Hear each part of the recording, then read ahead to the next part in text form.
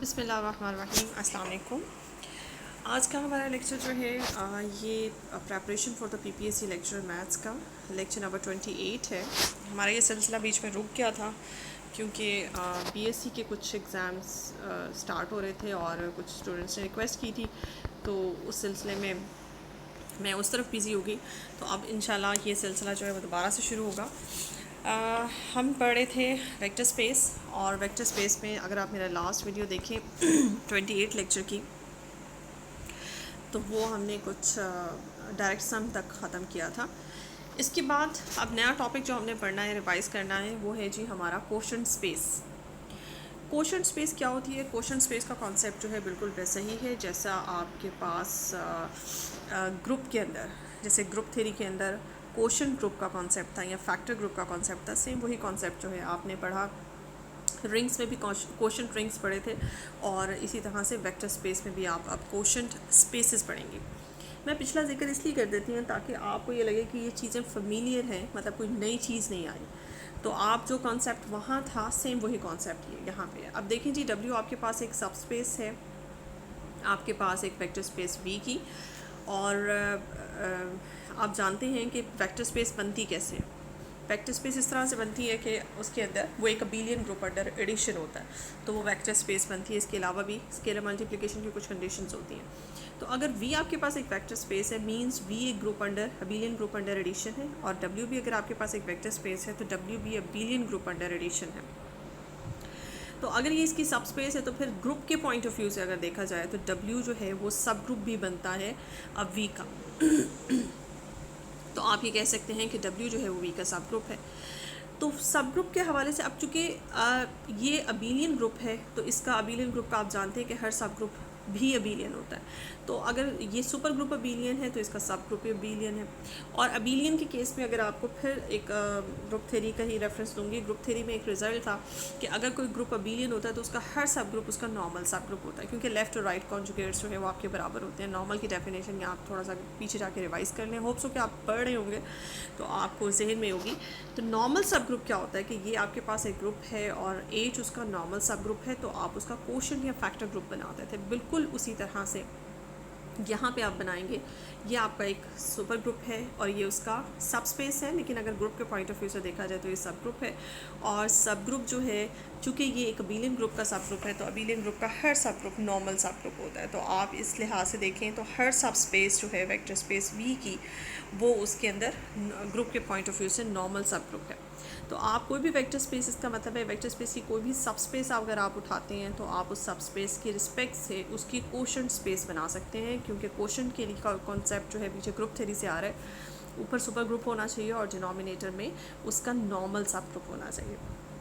अब आते हैं इस सेट की तरफ। अब इस सेट को आप जानते होंगे कि सेट के एलिमेंट्स कैसे होते हैं। इस सेट के अंदर एलिमेंट्स जो हैं वी बाई डब्ल्यू के अंदर एलिमेंट्स जो हैं आपको पता है ग्रुप के ऊपर डिपेंड करता है। अगर आपका ग्रुप जो है वो अंडर एडिशन है तो फिर इसके अंदर को सेट्स पड़े होंगे, लेफ़्ट को सेट्स या राइट को सेट्स, आपकी मर्ज़ी। आप चाहे लेफ़्ट को सेट बना लें, चाहे आप राइट को सेट बना लें। डिनोमिनेटर में जो सब स्पेस है या जो सब ग्रुप है उसके लेफ़्ट या राइट को सेट्स होंगे, और जो भी ऑपरेशन है उस ऑपरेशन के अंडर आपके लेफ़्ट या राइट को सेट्स होंगे। सो आपका चूँकि ऑपरेशन है अंडर एडिशन, तो आप डब्ल्यू के लेफ़्ट या राइट को सेट्स, मैंने तो लेफ़्ट को सेट्स बनाए, ये आप तमाम इस सेट में डालेंगे under the operation of addition. और वी जो है यहाँ पे स्मॉल वी जो है ये कैपिटल वी से बिलोंग कर। तो ये जी इस सेट के एलिमेंट्स इस शेप में होंगे। और अगर आप इस सेट को चेक करें तो ये सेट जो है अपनी जगह एक वेक्टर स्पेस बनाता है। यानी कि इस सेट के अंदर अगर आप वेक्टर स्पेस की तमाम कंडीशन सेटिस्फाई करवाएं तो आप देखेंगे कि वो 10 की 10 कंडीशंस जो है रफली स्पीकिंग वो 10 की 10 कंडीशन सेटिस्फाई हो जाती हैं, और ये सेट आपका एक वेक्टर स्पेस बन जाता है। इस स्पेस को हम क्वोशंट स्पेस कहते हैं। अच्छा, इसमें आप ये ख्याल रख लें कि ज़ाहिर है जो भी वेक्टर स्पेस बनती है उसके साथ एक फील्ड एसोसिएटेड होता है। तो आपने जब वी का जिक्र किया था तो आपने कहा था कि वी एक वेक्टर स्पेस है ओवर द फील्ड एफ, और डब्ल्यू जो है वो उसकी सब स्पेस है, और सब स्पेस और सुपर स्पेस की फील्ड जो है वो मैच करती है। तो अब ये जो क्वोशंट स्पेस बनी है इसकी फील्ड भी वही होगी जो आपके एफ़ की फील्ड है या डब्ल्यू की फील्ड है। तो आपकी ये एक वेक्टर स्पेस बन गई है over the field of F the same as of V. उसके बाद उसने वही ऑपरेशन बताया हुआ है कि आप इसके इस सेट के एलिमेंट्स को ऐड कैसे कर सकते हैं। फॉर एग्जांपल एक एलिमेंट उसने राइट को सेट्स लिए हुए, मैंने आपको लेफ्ट को सेट लेके दिखाया था। एक एलिमेंट डब्ल्यू प्लस एक्स है, दूसरा एलिमेंट डब्ल्यू प्लस वाई है। नेक्स्ट है जी, इस सेट के जो एलिमेंट्स हैं वो किस तरह से ऐड होते हैं। ये एडिशन का प्रोसेस आपके सामने लिखा हुआ है कि डब्ल्यू सेट है और एक्स एलिमेंट है। एडिशन जो है वो सिर्फ एलिमेंट्स के ऊपर ऑपरेट होती है, और इसी तरह से सब्ट्रैक्शन चाहे आप कर लें, सब्ट्रैक्शन भी ऐसे ही एलिमेंट्स के ऊपर ऑपरेट होगी। सब्ट्रैक्शन का असर जो है वो डब्ल्यू सेट के ऊपर नहीं पड़ेगा। तो डब्ल्यू देखें वन टाइम ही लिखा हुआ है और एक्स और वाई जो है आपस में ऐड हो गए हैं। इसी तरह से अगर कोई स्केलर आप मल्टीप्लाई करना चाहें तो वो स्केलर जो है वो जाके डब्ल्यू के साथ मल्टीप्लाई नहीं होगा, जबकि वो स्केलर जो है उस एलिमेंट के साथ मल्टीप्लाई हो जाएगा और डब्ल्यू सेट आपका एज इट इज़ ही लिखा जाएगा। इसके अलावा अगर आप मल्टीप्लाई करना चाहें, फॉर एग्जांपल यहाँ चूँकि मल्टीप्लिकेशन का ऑपरेशन नहीं भी है तो मैं आपको मल्टीप्लिकेशन का भी बता दूँ कि अगर आप डब्ल्यू प्लस एक्स को डब्ल्यू प्लस वाई के साथ मल्टीप्लाई करना चाहें तो आप मल्टीप्लिकेशन का प्रोसेस ये होता है, एक्स और वाई आपस में मल्टीप्लाई हो जाएंगे, जबकि डब्ल्यू के ऊपर कोई फ़र्क नहीं पड़ेगा। तो ये चीज़ है, ये सेट वेक्टर स्पेस बनाता है। इस सेट को अगर आप चाहें, यहाँ पे तो नहीं किया हुआ पूरा प्रूफ, लेकिन अगर आप चाहें तो इसको 10 की 10 कंडीशंस जो को जाके प्रूव कर सकते हैं। इसकी एलिमेंट्स का बिहेवियर, सम करना, मल्टीप्लाई करना, स्केलर को मल्टीप्लाई करना, इस एलिमेंट्स के साथ आपको आना चाहिए। और एक और चीज़ बताती रहूँ कि इस सेट में आइडेंटिटी एलिमेंट का कैरेक्टर, अगर तो ये अंडर एडिशन है चूँकि आपके पास, आइडेंटिटी एलिमेंट का कैरेक्टर जो है वो कौन सा एलिमेंट सेटिस्फाई करता है। इस सेट के अंदर डब्ल्यू प्लस ज़ीरो फॉर्म का जो एलिमेंट होगा वो इसका आइडेंटिटी एलिमेंट होगा अंडर एडिशन, या इसे सिंपल डब्ल्यू भी लिख सकते हैं। तो डब्ल्यू इसकी आइडेंटिटी है और ऑपरेटर आपको करना आ गया। तो ये सेट आपके पास एक क्वोशंट स्पेस बनाता है, वेक्टर स्पेस बनाता है, जिसको हम क्वोशंट स्पेस कहते हैं। तो क्वोशंट स्पेस होप्स हो कि आपको यहाँ पे समझ आ गई होगी। नेक्स्ट है जी आपके पास लीनियर ट्रांसफॉर्मेशन का टॉपिक, क्योंकि लीनियर ट्रांसफॉर्मेशन या होमोमॉर्फिज्म, जैसे ग्रुप में हमने होमोमॉर्फिज्म पढ़ी थी, जैसे कि रिंग थ्योरी में हमने होमोमॉर्फिज्म पढ़ी थी, इसी तरह से आपको यहाँ पे वेक्टर स्पेस में होमोमॉर्फिज्म देखनी है। वेक्टर स्पेस के अंदर होमोमॉर्फिज्म क्या होती है। टी आपके पास एक फंक्शन है जिसकी डोमेन और रेंज में दो वेक्टर स्पेसेस पड़े हुए हैं। अब ये दोनों वेक्टर स्पेसेस की की खासियत ये है कि दोनों की फील्ड सेम है। अगर आपकी फील्ड इन दोनों वेक्टर स्पेस की सेम नहीं रखेंगे तो फिर आप ये लीनियर ट्रांसफॉर्मेशन नहीं बना सकते। तो एक ऐसा फंक्शन जिसकी डोमेन और रेंज में दो वेक्टर स्पेसेस हैं ओवर द सेम फील्ड, और वो फंक्शन जो है ये दो ऑपरेशन सेटिस्फाई कर दे, तो फिर उस फंक्शन को हम होमोमॉर्फिज्म कहते हैं, वेक्टर स्पेस की होमोमॉर्फिज्म। और इसको जो कॉल किया जाता है, होमोमॉर्फिज्म का वर्ड इसमें इस्तेमाल नहीं होता वेक्टर स्पेस के अंदर, लीनियर ट्रांसफॉर्मेशन का वर्ड आपको बार बार इस्तेमाल होता नज़र आएगा, तो आप इसे लीनियर ट्रांसफॉर्मेशन कहेंगे। अगर ये ग्रुप थ्योरी में होती तो ये होमोमॉर्फिज्म होती, रिंग थ्योरी में भी होमोमॉर्फिज्म था, लेकिन अगर आप वेक्टर स्पेस में पढ़ेंगे तो ये लीनियर ट्रांसफॉर्मेशन ज़्यादा कॉल की जाती है। तो आप ये देख लें कि कौन सी दो कंडीशंस हैं कि ये फंक्शन जो है आपका लीनियर ट्रांसफॉर्मेशन बन जाए। आपने डोमेन में से वी में से दो एलिमेंट्स उठाए एक्स एंड वाई, आप उनके सम के ऊपर टी अप्लाई kरें तो वो टी जो है उन दोनों के ऊपर अलग अलग अप्लाई हो जाता है और बीच में सम आ जाता है। इसी तरह से अल्फ़ा अगर किसी वेक्टर से मल्टीप्लाई हो रहा हो और आप टी अप्लाई करें तो अल्फ़ा जो है उस ट्रांसफॉर्मेशन से बाहर आ जाएगा और टी जो है उस वेक्टर पे जाके अप्लाई हो जाएगा, यानी कि टी जो है उसका स्केलर के साथ कोई कंसर्न नहीं है। अच्छा जी, ये दो कंडीशंस अगर सेटिस्फाई कर देता है तो आपका टी जो है वो लीनियर ट्रांसफॉर्मेशन बन जाता है। इन दोनों कंडीशन को वन कंडीशन की फॉर्म में भी कंबाइन किया जा सकता है। ये देखें, इसमें था क्या, सम ऑफ टू वेक्टर्स और बाद में scalar multiplication of the vector with the scalar. इन दोनों बातों को इस तरह से उसने कंबाइन कर लिया कि उसने दो स्केलर्स और दो वेक्टर्स उठाए हैं और अल्फ़ा को एक्स से और बीटा को वाई से मल्टीप्लाई करने के बाद ये वाली कंडीशन और ये वाली कंडीशन इकट्ठी अप्लाई कर दी है। तो आप चाहे ये वन कंडीशन वाला फार्मूला जहन में रख लें या आप टू कंडीशन वाला फार्मूला जहन में रख लें, दोनों में से कोई भी अप्लाई कर दें तो आप का अगर ये कंडीशन सेटिस्फाई हो जाती है तो वो जो फंक्शन है आपका वो वेक्टर स्पेस लीनियर ट्रांसफॉर्मेशन बन जाता है। ये लीनियर ट्रांसफॉर्मेशन के फिर आगे जाके वही कॉन्सेप्ट्स हैं। ये लीनियर ट्रांसफॉर्मेशन वन वन भी हो सकती है, आगे जाके ऑन टू भी हो सकती है, और अगर ये बाइजेक्टिव हो जाए तो फिर इससे लीनियर ट्रांसफॉर्मेशन को हम आइसोमॉर्फिज्म कहते हैं। ठीक है, तो वन वन ऑन टू के कॉन्सेप्ट्स वैसे ही हैं जैसे कि आपने ग्रुप थ्योरी में पढ़े थे, जैसे कि आपने रिंग थ्योरी में पढ़े थे। इसके बाद कुछ एग्जांपल्स हैं हमारे पास जैसे कि आपके पास एग्जाम्पल नंबर 9 यहाँ पे लिखी हुई है, आइडेंटिटी ट्रांसफॉर्मेशन और ज़ीरो ट्रांसफॉर्मेशन। इनकी आइडेंटिटी मैपिंग और ज़ीरो मैपिंग के बारे में इंफॉर्मेशन है यहाँ पे। आइडेंटिटी मैपिंग देखें, आइडेंटिटी मैपिंग की डेफिनेशन ये है कि उसकी डोमेन और रेंज सेम होती है। वो एक ही वेक्टर स्पेस उसकी डोमेन है और वही वेक्टर स्पेस उसकी रेंज है, और इसका डिफाइनिंग बिहेवियर भी फिक्स होता है। आप इसको जाकर चेक करें, वो जो ऊपर कंडीशंस मैंने आपको बताई हैं आइडेंटिटी लीनियर ट्रांसफॉर्मेशन की, आइडेंटिटी के ऊपर अप्लाई करें तो वो लीनियर ट्रांसफॉर्मेशन की कंडीशंस जो हैं इसके ऊपर सेटिस्फाई हो जाएगी। तो इसका मतलब है कि आपकी आइडेंटिटी मैपिंग जो है वो ऑलवेज लीनियर ट्रांसफॉर्मेशन होती है। इसके अलावा ज़ीरो मैपिंग है। ज़ीरो मैपिंग आपको पता है, इसमें भी ये चीज़ होती है कि आप इसका फ़िक्स बिहेवियर होता है कि किसी भी एलिमेंट पे अप्लाई होने के बाद आंसर जो है वो ज़ीरो देता है। तो इसके ऊपर भी लीनियर ट्रांसफॉर्मेशन की कंडीशन अगर आप चेक करें तो ये भी ज़ीरो मैपिंग भी आपके पास लीनियर ट्रांसफॉर्मेशन बन जाएगी। सो ये दो फिक्स्ड आपके पास लीनियर ट्रांसफॉर्मेशंस हैं किसी भी वेक्टर स्पेस के ऊपर।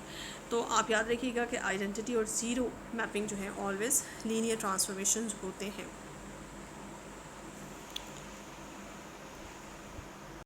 नेक्स्ट है जी हमारे पास थ्योरम नंबर 5। ये थ्योरम देख लें। इस थ्योरम में आपके पास ये कुछ बिहेवियर हैं आपके लीनियर ट्रांसफॉर्मेशन के, जो ये थ्योरम जो है वो एक्सप्लेन कर रहा है। ये लीनियर ट्रांसफॉर्मेशन का बिहेवियर क्या बता रहा है आपको, यही बिहेवियर आपने ग्रुप थ्योरी में भी पढ़ा था और यही बिहेवियर आपने रिंग थ्योरी में भी पढ़ा था। यहाँ पे रिपीट हो रहा है कि कोई भी लीनियर ट्रांसफॉर्मेशन डोमेन के ज़ीरो, यानी कि ज़ीरो इस वक्त आइडेंटिटी एलिमेंट जो है वो हमारे पास ज़ीरो है, लेकिन जनरली आप इसे कह सकते हैं कि कोई भी लीनियर ट्रांसफॉर्मेशन डोमेन के आइडेंटिटी पे अप्लाई होती है तो आंसर में रेंज का आइडेंटिटी आता है। अब यहाँ पे याद रखें कि टी जिस ज़ीरो पे अप्लाई हो रही है वो ज़ीरो जो है वो आपका वी से बिलोंग करता है, और आंसर में जो ज़ीरो आया है बेसिकली दोनों अंडर एडिशन ही है तो दोनों का ज़ीरो तो सेम ही होगा, लेकिन इन जनरल इसे ऐसे लिखना चाहिए कि डोमेन की आइडेंटिटी पे अप्लाई होता है तो रेंज की आइडेंटिटी आती है। तो रेंज की आइडेंटिटी भी आपके पास चूँकि ज़ीरो है इसलिए आपके पास आंसर में उसने ज़ीरो ही लिखा हुआ है, कोई ज़ीरो प्राइम या इस तरह करके नहीं लिखा हुआ। इसके अलावा नेगेटिव, अगर आप यहाँ से वी में से कोई नेगेटिव वेक्टर पकड़ते हैं और उसके ऊपर टी अप्लाई करते हैं तो वो माइनस जो है वो बाहर आ जाता है। इसे आप सिंपल ऐसे कहें कि वो नेगेटिव साइन जो है वो बाहर आ जाता है और टी जो है जाके अप्लाई हो जाता है आपके उस एलिमेंट के ऊपर, उस वेक्टर के ऊपर। तो ये दो जो है बहुत बेसिक रिजल्ट्स हैं, ये आप ग्रुप थ्योरी से पढ़ते आ रहे हैं और यहाँ तक वेक्टर स्पेस तक के रिजल्ट आ रहे हैं, सेम वही कॉन्सेप्ट। नेक्स्ट है जी आपके पास कर्नल। कर्नल का कॉन्सेप्ट भी बिल्कुल वैसे ही है जैसे कि आपने पढ़ा था ग्रुप थ्योरी के अंदर या रिंग थ्योरी के अंदर। कर्नल क्या होता है कि आपके पास पहले एक ट्रांसफॉर्मेशन होनी चाहिए डोमेन और रेंज में, जैसे यहाँ पे दो वेक्टर स्पेसेस हैं और ये आपके पास लीनियर ट्रांसफॉर्मेशन है। और कर्नल जो है नो डाउट हम जानते हैं कि आपकी ट्रांसफॉर्मेशन की डोमेन का सबसेट होता है। इस वक्त आपका कर्नल ऑफ टी जो है यानी कि ट्रांसफॉर्मेशन के ऊपर जो कर्नल डिफाइंड है ये बेसिकली एक सेट होता है, और ये सेट जो है आपकी ट्रांसफॉर्मेशन की डोमेन के अंदर कंटेंट होता है, यानी कि ये सेट जो है कर्नल ऑफ टी जो है ये वी में कंटेंट है। तो इसके अंदर जो आप देख रहे हैं इसकी डेफिनेशन में कि इसके अंदर जो एलिमेंट्स आ रहे हैं वो वी से ही आपने उठाने हैं। तो वी के वो सारे एलिमेंट्स जिनके ऊपर आप ये ट्रांसफॉर्मेशन अप्लाई करें और आंसर में आपके पास रेंज का ज़ीरो आ जाए। अब ज़ीरो चूँकि डोमेन और रेंज में दोनों में ज़ीरो ही है, ज़ीरो आइडेंटिटी एलिमेंट ज़ीरो ही है, यहाँ पे यानी कि रेंज की आइडेंटिटी आ जाए, इन जनरल मैं इसको ऐसे कहूँगी। तो आपके पास डोमेन में भी जो आइडेंटिटी है वो ज़ीरो है और रेंज की आइडेंटिटी भी ज़ीरो है, तो इसलिए जब आप अप्लाई करते हैं तो आंसर में आपके पास ज़ीरो आ जाता है।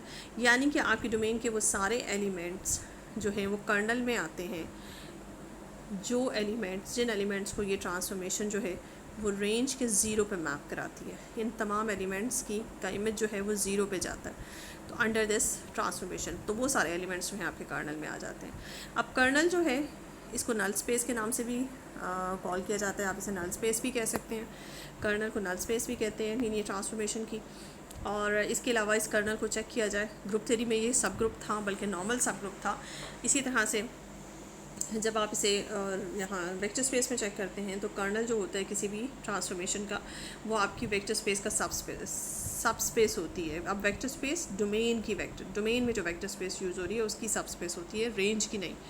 इस चीज़ को बस ज़हन में रखिएगा। तो आपकी जो कर्नल ऑफ ट्रांसफॉर्मेशन है, कर्नल जो होता है वो डोमेन का सब स्पेस होता है। इसके बाद देखिए नेक्स्ट थ्योरम 7 आपके सामने है। ये कर्नल ऑफ टी अगर ज़ीरो, यानी कि जैसे कि मैंने आपको बताया कि कर्नल ऑफ टी जो है वो डोमेन का सबसेट होता है, डोमेन के वो सारे एलिमेंट्स कर्नल में आते हैं जो रेंज की आइडेंटिटी पे मैप होते हैं। लेकिन अगर सिर्फ इसमें ज़ीरो ही हो ऐसा एलिमेंट जो कि ज़ीरो पे मैप होता है। जैसे कि हम पढ़ चुके हैं आइडेंटिटी, तो आइडेंटिटी पे मैप होती है। तो कर्नल ऑफ टी में अगर डोमेन का सिर्फ ज़ीरो आ जाए, यानी कि डोमेन की सिर्फ आइडेंटिटी एलिमेंट आ जाए, तो फिर आपके पास उस केस में आपकी ट्रांसफॉर्मेशन जो है वो 1-1 ट्रांसफॉर्मेशन होती है। ये हम ग्रुप थ्योरी से ये रिज़ल्ट चलता आ रहा है और अभी तक ये वैसा ही रिज़ल्ट है, इसलिए आपको ये याद ही होगा। तो इसका मतलब है जैसे ग्रुप थ्योरी में था वैसे ही रिजल्ट ये वेक्टर स्पेस में भी है। अब इसको याद रखें कि किसी भी लीनियर ट्रांसफॉर्मेशन को अगर आपने 1-1 प्रूव करना हो, ये इफ़ एंड ऑल इफ के साथ रिजल्ट है, तो अगर आपने 1-1 प्रूव करना है तो इसका मतलब है आप उसे कर्नल को दिखा देंगे, कर्नल में सिर्फ आइडेंटिटी है। नेक्स्ट है जी आपके पास एक और डेफिनेशन रेंज की। रेंज तो हम जानते हैं क्या होती है। रेंज का जो जनरल कॉन्सेप्ट है वही कॉन्सेप्ट उसने यहाँ पे इस्तेमाल किया है। टी आपके पास एक फंक्शन है, लीनियर ट्रांसफॉर्मेशन है, वी और यू आपके पास दो इसके वेक्टर स्पेसेस हैं। तो टी ऑफ वी जो है बेसिकली वो इसी तरह से रिप्रेजेंट किया जाता है ना। अगर आपके पास ये ट्रांसफॉर्मेशन ऑन टू नहीं है, मिसाल के तौर पर एक सिंपल ट्रांसफॉर्मेशन है, यानी कि सिंपल जो है फंक्शन है, यानी कि ऑन टू नहीं है, तो ऑन टू का कॉन्सेप्ट जो है वो मैंने चंद एक लेक्चर्स दिए हैं जिसमें फ़ंक्शन की डिटेल सेकेंड ईयर के लिए मैंने एक लेक्चर अपलोड किया था। आप आज वो जाके देख सकते हैं मेरे पिछले वीडियोस में से कि फ़ंक्शन ऑन टू 1-1 और फंक्शन के ऊपर डिटेल है, और कोडोमेन किसे कहते हैं और रेंज किसे कहते हैं, स्पेशली रेंज के ऊपर कोडोमेन और रेंज क्या होता है। तो आप जानते हैं कि जैसे कि मैं थोड़ा सा यहाँ बता दूँ कि अगर आपके पास वी जो है आपकी डोमेन है और यू आपकी रेंज है और टी आपके पास एक फंक्शन है, तो हम जानते हैं कि इस पूरी डोमेन का जो इमेज होता है, for example this is called T of V. पूरी की पूरी डोमेन का जो इमेज होता है और इसे टी ऑफ वी लिखते हैं और इसी को रेंज कहते हैं। अब ये रेंज जो है, देखें ये वाला हिस्सा जो मैं शेड कर रही हूँ ये बच गया है यू का। इसका मतलब है कि जो हिस्सा शेडेड हिस्सा बच गया है, इसके प्री इमेजेस यहाँ नहीं है। और जो रेंज होती है, रेंज कहते हैं उस हिस्से को है जिस जो उन एलिमेंट्स को कंटेन करता है जिनके प्री इमेजेस यहाँ मौजूद होते हैं। जिनके प्री इमेजेस नहीं है वो आपके रेंज का हिस्सा नहीं है।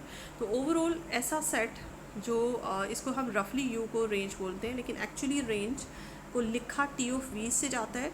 तो इस वक्त आपने देखा कि यू के अंदर कुछ ऐसा हिस्सा भी मौजूद है, कुछ ऐसे एलिमेंट्स भी मौजूद हैं जिनके प्री इमेजेस नहीं है। तो यू जो है वो कलेक्शन है रेंज का और उन एलिमेंट्स का जिनके प्री इमेजेस नहीं है। तो रफली हम फिर यू कहलाती है इस केस में कोडोमेन। तो कोडोमेन जनरली कहते हैं कि जो रेंज को भी कंटेन करे अपने अंदर और उन एलिमेंट्स को भी कंटेन करे जिनके प्री इमेजेस नहीं है। तो प्योरली अगर आपने रेंज को रिप्रेजेंट करना है तो वो रेंज को टी ऑफ वी से रिप्रेजेंट करते हैं। इसमें कोई ऐसा एलिमेंट फिर शामिल नहीं होता जिसका प्री इमेज मौजूद ना हो। तो ये हो गया जी आपके रेंज। रेंज की रिप्रेजेंटेशन होती है टी ऑफ वी। और इसके अलावा चूँकि आपकी जैसे मैंने ड्रॉ किया ये आपका यू था और इसके अंदर इतना हिस्सा जो था वो रेंज था, तो ये आपका डेफिनेटली ये जो पोर्शन है ये सेट टी ऑफ वी आपका टी की रेंज का सबसेट है। तो ये आपके पास एक वेक्टर स्पेस है। ये भी ये जो रेंज होती है इसको भी आप इस थ्योरम नंबर 8 में उसने प्रूव किया हुआ है कि ये रेंज भी सब स्पेस होती है कोडोमेन का। ठीक है जी, तो ये चीज़ याद रखिएगा। यानी कि आप इसमें इस चीज़ को इस तरह से भी पढ़ सकते हैं कि आपकी वेक्टर स्पेस का जो इमेज है under the linear transformation that is again a vector space. ठीक है, तो इस कॉन्सेप्ट को इस तरह से भी देख लें जी।